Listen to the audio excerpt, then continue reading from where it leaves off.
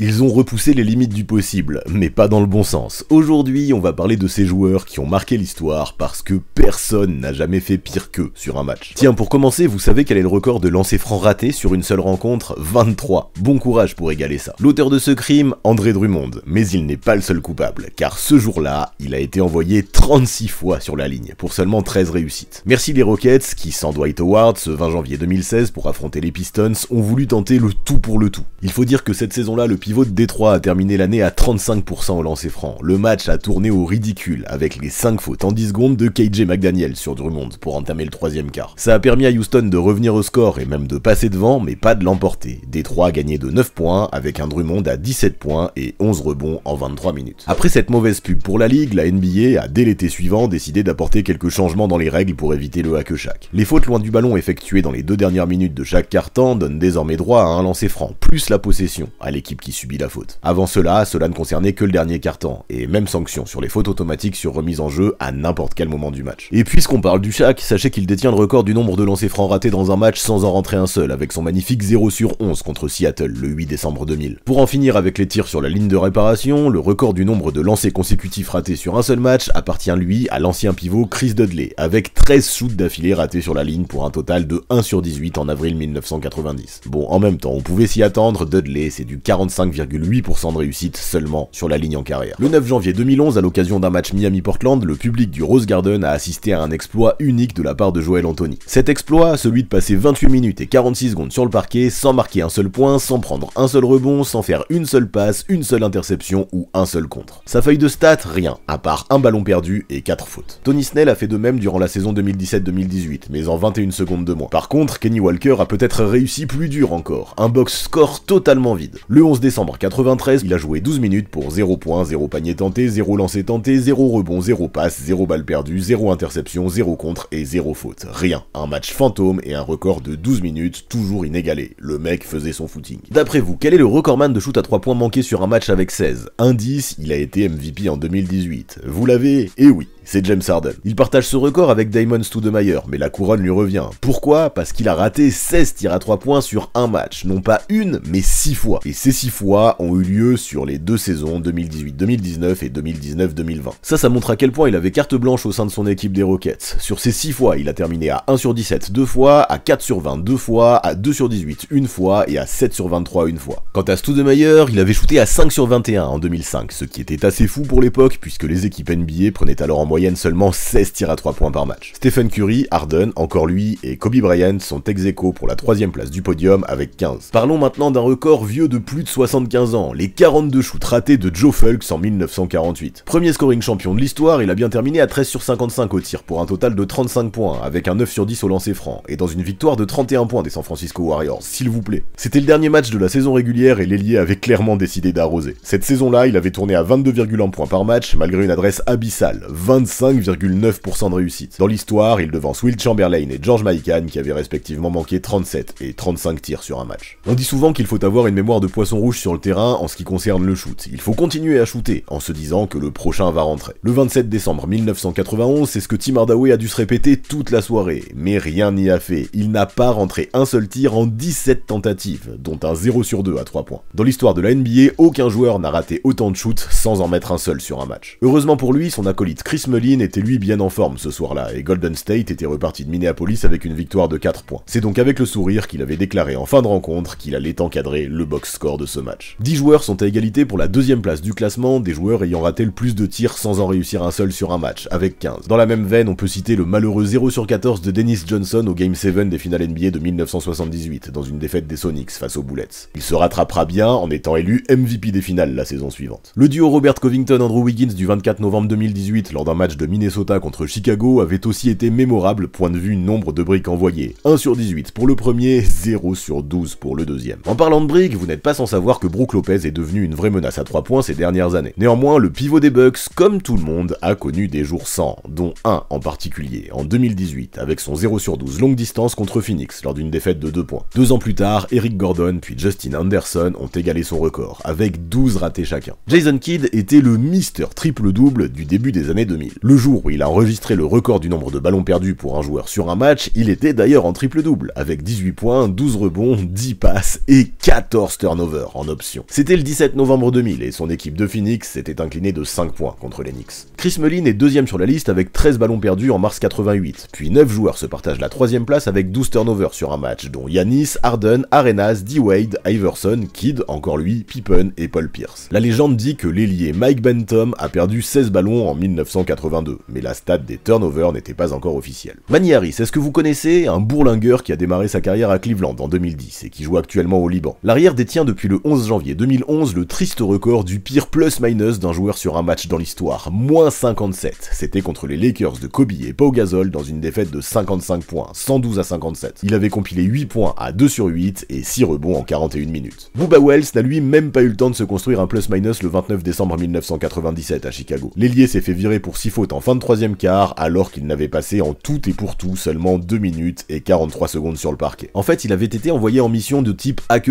sur Dennis Rodman par son coach de Dallas, Don Nelson. Pas de bol pour lui, Rodman était dans un bon soir avec un 9 sur 12 sur la ligne et Chicago l'a emporté 111 à 55 avec 41 points de Michael Jordan et 11 points, 27 rebonds et 8 passes de l'homme à la teinture blonde. Et pour finir, sur le même thème, mention spéciale à Don Boven qui, sous le maillot des Milwaukee Hawks, les ancêtres des Bucks, avait réussi l'exploit d'être exclu pour 6 fautes, non pas une, pas deux, pas 3, pas 4, pas 5, mais 6 matchs consécutifs lors de la saison 51-52.